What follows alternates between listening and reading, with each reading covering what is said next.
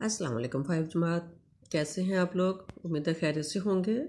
और आपने पिछला सबक भी पढ़ा होगा। हम सकाफ़त के बारे में पढ़ रहे हैं। आज हमने सकाफ़त में पाकिस्तान में सकाफ़ती तनव्वुर और जिद्दत जो है उसके बारे में पढ़ना है। ठीक है, सफ़र नंबर आपका 56 है। और इसमें हमने आज, आपको पता है कि पाकिस्तान के जोग्राफी हालात और आबोहवा में फ़र्क होने की वजह से मुख्तलिफ़ इलाकों के लोगों की मुख्तलिफ़ रस्म व रवाज हैं, उनकी ज़ुबानें भी अलग हैं, लिबास भी अलग किस्म का पहनते हैं। लेकिन पाकिस्तान में होने की वजह से ये सारे इलाकों की सकाफ़त मिलकर पाकिस्तान की सकाफ़त कहलाती है। तो आइए बच्चों, हम देखते हैं कि लिबास के हवाले से जो है वो क्या जो है ना वो ख़ास बात है। तो लिबास जो है, आपको पता है कि अब सर्दियों में और सर्द और गर्म इलाकों में एक जैसा लिबास नहीं होता है।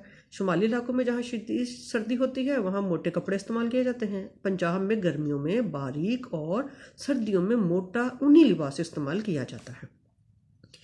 पंजाब के अक्सर अजला में तहमद तहमद क्या होता है बेटा? वो जो जिसको धोती कहते हैं ना, धोती जो पहनते हैं बड़े बड़े बुजुर्ग लोग जो पहनते हैं। ठीक है, तहमद और कमीज़ यह कुर्ते का रवाज है।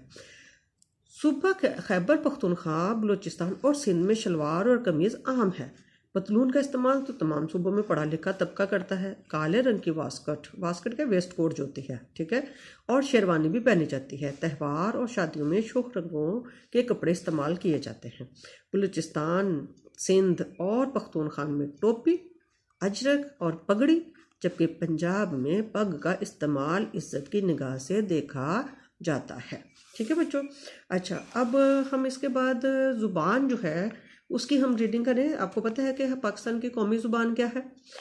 जी बिल्कुल ठीक, उर्दू है कौमी ज़ुबान। ठीक है, हमारी तालीम की और सरकारी ज़ुबान भी उर्दू है। लेकिन उसके अलावा आपको पता है कि हम पंजाब में रहते हैं तो हम पंजाबी बोलते हैं, और हर इलाके में अपनी अपनी बोली जो है वो बोली जाती है। ठीक है, तो ज़ुबान सकाफ़त का एक अहम हिस्सा है। हर माशरे में अफराद अपने जज्बात, एहसासात और मजहबी अमूर एक दूसरे तक पहुँचाने के लिए ज़ुबान का इस्तेमाल करते हैं। ठीक है, जो भी बात करनी होती है बोल कर ही की जाती है, तो ज़ुबान का इस्तेमाल किया जाता है। ज़ुबान ही की मदद से हम तालीमी और फ़नी तकनीक सीखते हैं, यानी जो मुख्तलिफ़ किस्म के काम सीखते हैं तो ज़ुबान की वजह से ही सीखते हो। ज़ुबान कौम की शनाख्त होती है। यही वजह है कि हर कौम अपनी ज़ुबान को अजीज़ समझती है और इसके फ़रोग़ के लिए मुनासिब इक़दाम करती है।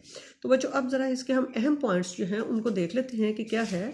तो हम देखते हैं कि पाकिस्तान में सकाफ़ती तनव्वुर और जिद्दत जो है, तो जब हम लिबास की बात करते हैं तो हमने बात नोट की, हमने पढ़ा उसमें कि मौसम के मुताबिक गर्मियों में बारीक और सर्दियों में मोटा और गर्म लिबास पहना जाता है।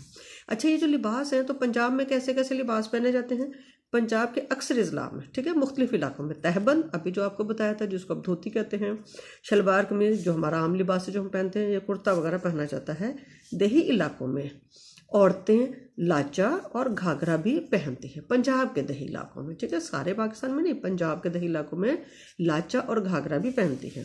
अच्छा, बाकी सूबों में, पाकिस्तान के जो बाकी सूबे हैं जिसमें हमारा KP के है, सिंध है, बलूचिस्तान है, तो आम तौर पर शलवार और कमीज़ आम है। अलबत्ता पढ़ा लिखा तबका जो है, जो लोग पढ़े लिखे हैं और शहरों में रहते हैं, वो पतलून और बुशर्ट भी इस्तेमाल करते हैं। और काले रंग की वास्कट और शेरवानी भी आम है। और जो बात याद रखने की क्या क्या है कि कुछ जो है हमारे पास है कि पंजाब में पग, सिंध में अजरक, बलूचिस्तान में टोपी और खैबर पख्तूनख्वा में पगड़ी। इन तमाम चीज़ों को, जो हमने ये 4 चीज़ें पढ़ी हैं, इन चीज़ों को इज़्ज़त की निगाह से देखा जाता है। यानी जिन्होंने ये पहनते हैं, पग पहनी, अजरक पहनी, तो हमें पता भी चलता है कि ये कौन से इलाके से हैं और बड़ा उस बंदे को मोतबर समझा जाता है। ठीक है। अच्छा, अब ज़ुबान की बारी आती है। तो आपको पता है कि हम तो पंजाब में रहते हैं, लाहौर में रहते हैं, तो हम कौन सी ज़ुबान बोलते हैं? पंजाबी ज़ुबान बोलते हैं। लेकिन हमारे पंजाब के बहुत सारे इलाकों में जो है और बहुत सारी ज़ुबानें बोली जाती हैं, और थोड़े थोड़े वक्फे से, थोड़े थोड़े फासले से ज़ुबानों में फ़र्क आ जाता है। जैसे हम लाहौर में रहते हैं तो पंजाबी तो है हमारी ज़ुबान, हम पंजाबी तो बोलते हैं, लेकिन लाहौरी लहजा है उसका। इसी तरह अगर सियालकोट की तरफ चले जाएं तो वो सियालकोटी लहजा हो जाता है। लेकिन पंजाब की बहुत सारी जो मशहूर ज़ुबानें, उनमें पंजाबी जो आम बोली जाती है, सराइकी ज़ुबान जो मुल्तान और उससे अगले वाले इलाकों में बोली जाती है। फिर पोठवारी है, जैसे हमने पढ़ा है 7 मरतबा पोठवार के बारे में, तो इधर के इलाके जो है जेहलम है, खुशाब है, इधर के इलाकों में जो है वो पोठवारी बोली जाती है। और थोड़ा सा और आगे चले जाएँ तो पाकिस्तान के बाकी पंजाब के बाकी इलाकों में पहाड़ी ज़ुबान भी बोली जाती है।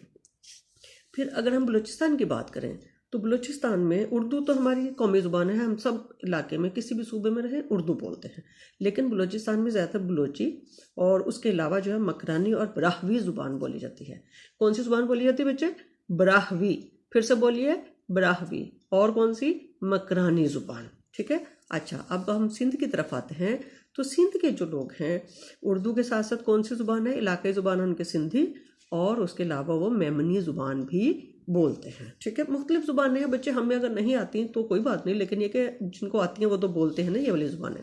अच्छा, इसके बाद जब हम खैबर पख्तूनख्वा की बात करते हैं तो यहाँ पे जो है पश्तो बोली जाती है और साथ में हिंद को बोली जाती है।